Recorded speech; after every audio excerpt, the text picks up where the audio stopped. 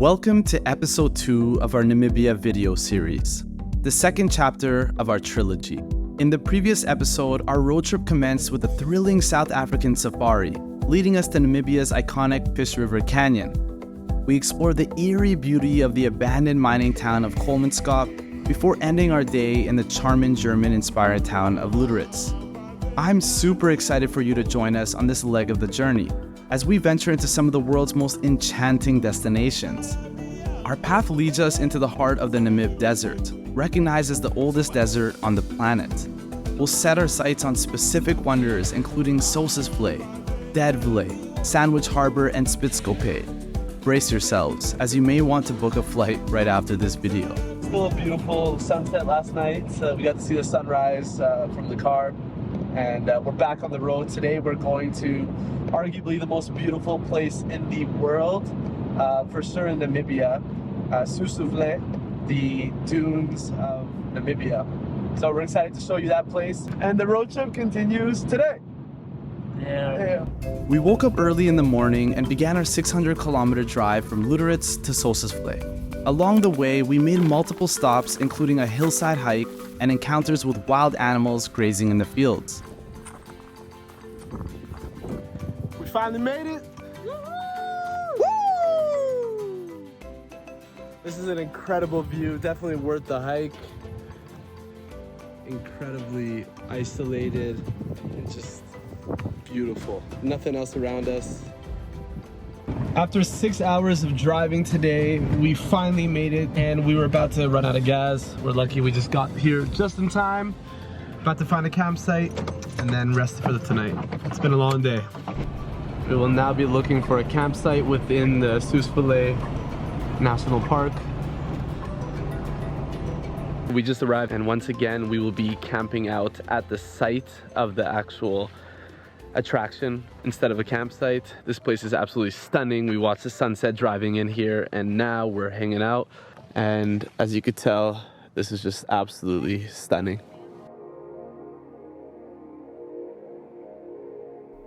Welcome to Sossusvlei, Namibia's most iconic landscape and a natural wonder in the heart of the Namib Desert.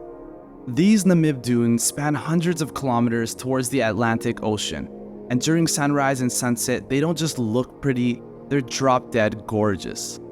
The mixture of the sun hitting from different angles and dark shadows draw absolutely stunning gradients, and are an absolute must-see at least once in your lifetime. The sands of Sossusvlei are approximately 5 million years old and possess a distinctive red color due to the iron oxide coating. Yet the entire Namib Desert is an astonishing 80 million years old, making it the world's oldest desert.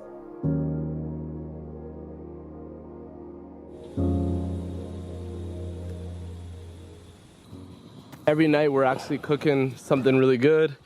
Today we're doing chicken with pasta, onions, some tomato sauce. We got some baked potatoes. This incredible scene, the dunes, the stars. It's just us in the middle of nowhere, in the middle of Namibia. It's just an incredible experience so far. It's only been 4 days, and we're really enjoying this trip so far. It's probably the best sand I've ever put in my hand. Sandy sand. It leaves no residue. It's light, it's soft.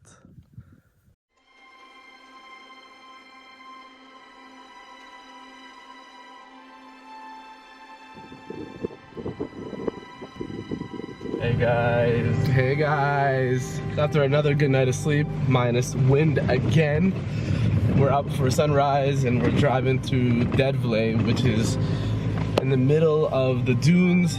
It used to have a lake, and now it's dried up, and it's supposed to be incredibly beautiful. We put the 4x4 on, and we're now driving through some deep sand on the way there.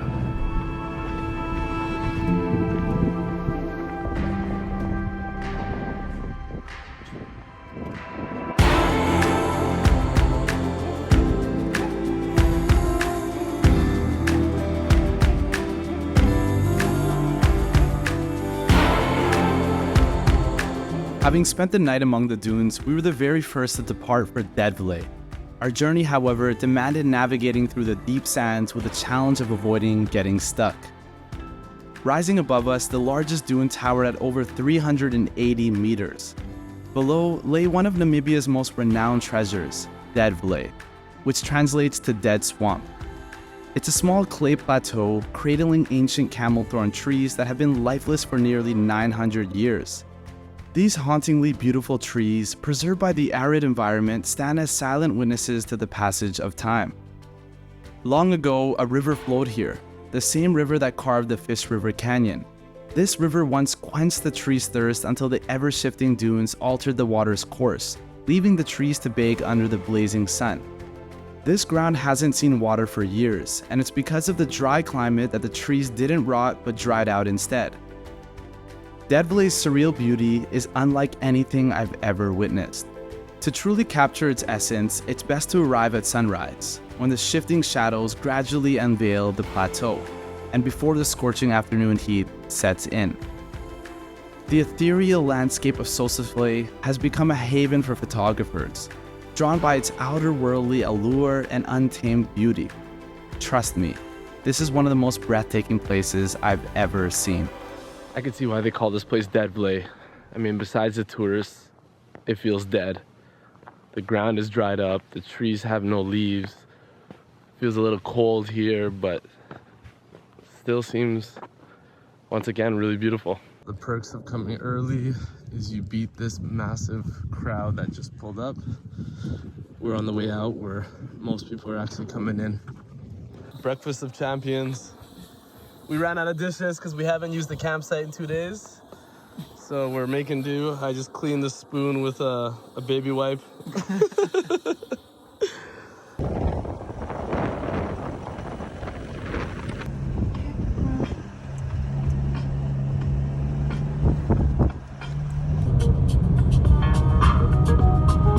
We're now approaching the campsite. We decided to stay an extra day in Sossusvlei just to chill out, go to the pool, clean our dishes, clean our clothing, and get ready for another long day of driving tomorrow. This is a pretty sick setup. You know, when you go camping, you don't have to give up your daily routine. You just gotta make do with what you have. Workouts are never giving up. And over here, we have our brand new 2022 laundry machine. How does it smell? It smells disgusting right now, but come back in about an hour, you're gonna see something absolutely fragrant. After driving 6-7 hours a day and having an incredible last 2 days in the dunes and in the Fish River Canyon, today's the day to just chill out, do some laundry, clean our clothes, clean the car, and reflect on how good the experience has been so far. But tomorrow we'll be back and we'll be moving again.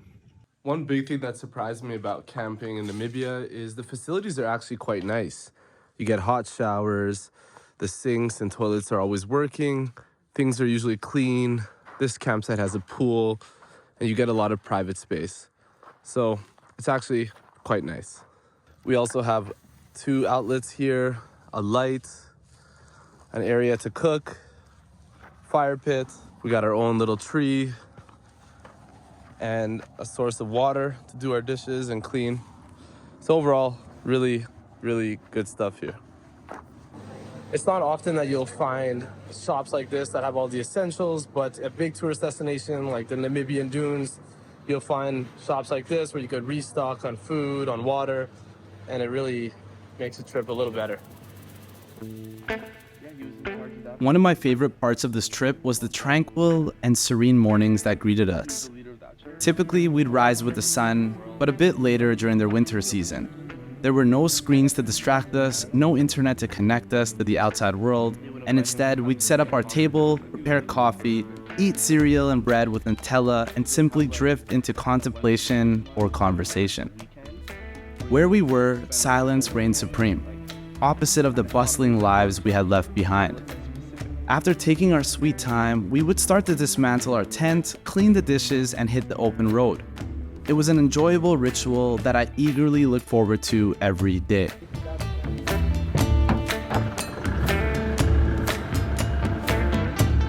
way, we just stumbled upon a town called Solitaire. A bunch of old trucks and cars. Feels like you're in the middle of a old European or American town. Hey, what do I bring you? Come in the back. Time to try the world famous Solitaire apple pie. We're now on the way to Walvis Bay, which is our home base, and we'll be exploring Sandwich Harbor tomorrow, which is supposed to be breathtaking, where the sand dunes meet the Atlantic Ocean, and we'll be cruising up there with our 4x4. And then following after that, we'll be heading to the Nature Cape Cross Seal Reserve, where 250,000 seals congregate, and that's going to be something really exciting to see. But until then, it's this drive that's making the trip that much more special. After spending 2 days in Sossusvlei, we began our 4-hour, 300-kilometer drive towards Walvis Bay and Sandwich Harbor.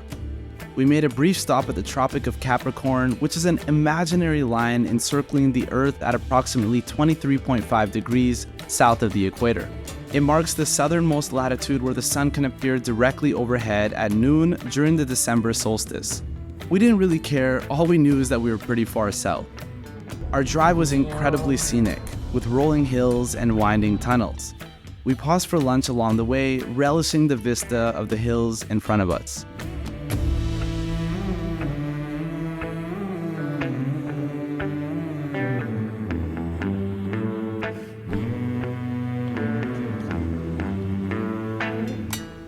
Our journey led us to Walvis Bay, where we planned to spend the night before beginning our adventure to one of the most epic destinations on Earth. Today our destination is Sandwich Harbor, an experience that truly encapsulates the essence of Namibia. Here, the meeting of colossal dunes and the vast Atlantic Ocean paints a strikingly magical scene. While we have a reliable 4x4 vehicle with off-road capabilities, we opted to enlist the services of a professional company. To be frank, the added security and expertise provided by a reputable company put our minds at ease. There are many stories of vehicles getting stranded when the tide rolls in, blocking the route, and the cost of rescue can be excessive. The excitement for today's adventure is sky high, and we're itching to get started. Off we go. On the way to Sandwich Harbor, we saw hundreds of flamingos that stretched further than the eyes could see. Because they feed on algae and shrimp, their body metabolizes the pigment which turns them pink. We took a route that goes right next to the ocean. Driving this close to the ocean with a small road is not only exhilarating, it's also terrifying. This is a pretty dangerous place, because if the water gets too high, then it's almost impossible to get in or out of here. The road only opens up at low tide, and you've got to constantly keep an eye on the waves, or else you could get stuck as the route gets submerged by the sea. I have to say that driving this close to the ocean, right next to these incredibly large and beautiful sand dunes, is something that's breathtaking, and I didn't even know was possible until I got to Namibia. This is a once-in-a-lifetime experience, for sure.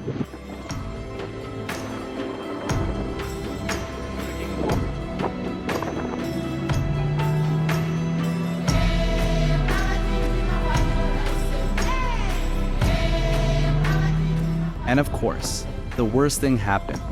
We had a flat tire on the route. There was no stability on the sand, so to change the tire, we used wood from a 120-year-old home that recently collapsed due to weather. Once we changed the tire, we began the ascent up the dunes. Wow. It may simply look like a scenic drive, but trust me when I say it took my breath away. Some of the slopes were very steep, and you would feel the gravitational pull as your heart sank. It was so much fun and one of the best experiences we've had so far in Namibia.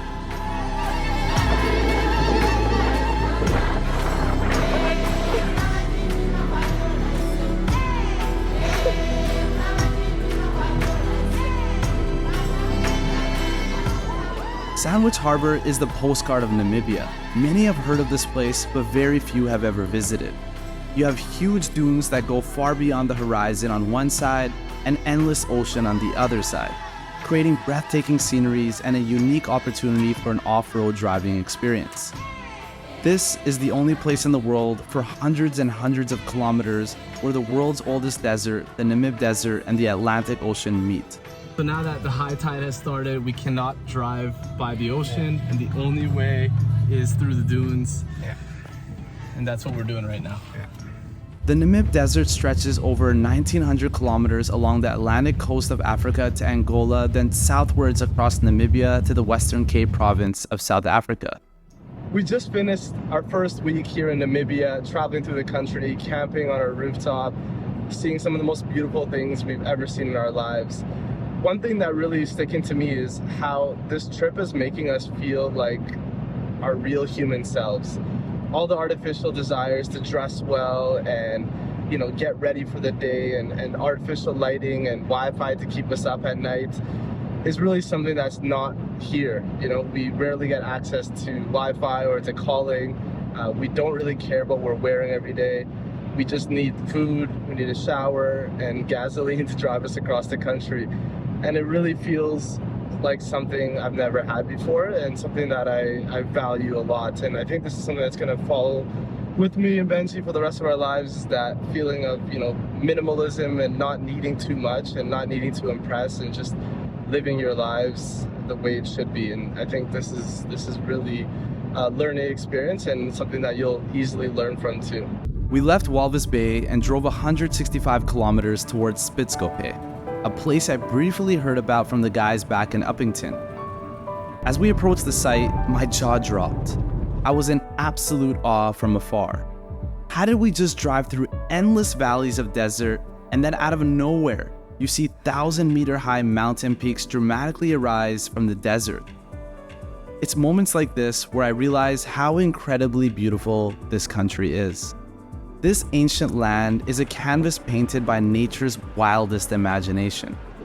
Towering granite monoliths, sculpted over millions of years, cast dramatic shadows against the desert floor. The main thing to do in Spitzkoppe is a hike, rock climbing, and the Bushman paintings. We're starting with the hike before it gets too hot. Benji will be climbing this mountain, and I'll be climbing this mountain. We'll see each other at the top. Spitzkoppe is a collection of bald granite peaks, thought to be more than 120 million years old. The most symbolic of them all is the pointed triangular mountain rising more than 1,700 meters high, and it's often called the African Matterhorn given the resemblance. The stunning red rocks makes for an otherworldly landscape to explore. It's not just the grandeur that captivates, it's the serenity, the solitude. Here, in this remote corner of our planet, time seems to slow down, inviting introspection and connection with nature.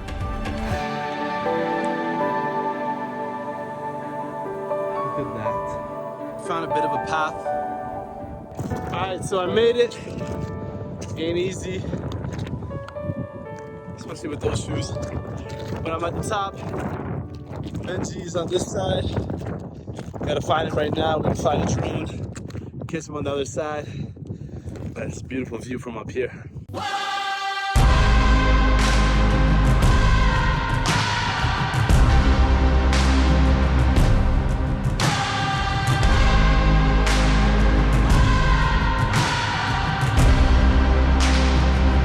What I love about traveling is the moments where I'm surprised. Surprised that a place as dramatic and magical as this exists, and dumbfounded how I never heard about it before. But here I am, right in the middle of all of it, and grateful. To me, traveling is not just a leisure activity, it's a life-altering journey. See, when you travel, you step out of your comfort zone and into a world of endless possibilities. You meet people from different walks of life, experience new cultures, and witness breathtaking landscapes that remind you of the grandeur of our planet. It's not just about sightseeing, it's about soul-searching. Travel teaches you tolerance, empathy, and adaptability. It challenges your preconceptions and broadens your horizons.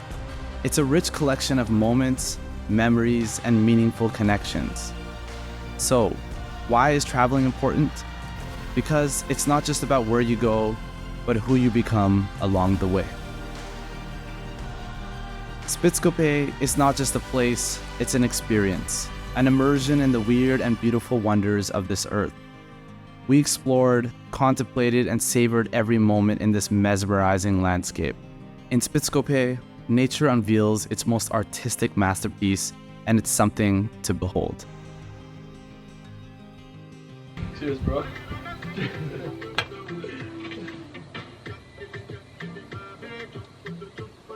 We enjoyed another home-cooked meal and sat down to watch the sunset. Of course, we had to have some chicken wings, vegetables, and end it all with my favorite, banana fromble. The campsites in Spitzkoppe are some of the best in the country. Tons of space meant you were isolated and barely saw anyone else. The views and sunsets are remarkable, and the stargazing was out of this world. We have reached the end of part 2 of our 3-part Namibia travel series. As you've seen in this video, Namibia is a country that continues to shock and awe us after every kilometer of driving. It's an adventure traveler's dream and a country that is begging to be explored. While we've already explored many of the must-visit tourist destinations in this video, I'm thrilled to guide you through the less traveled gems of this country in the next video.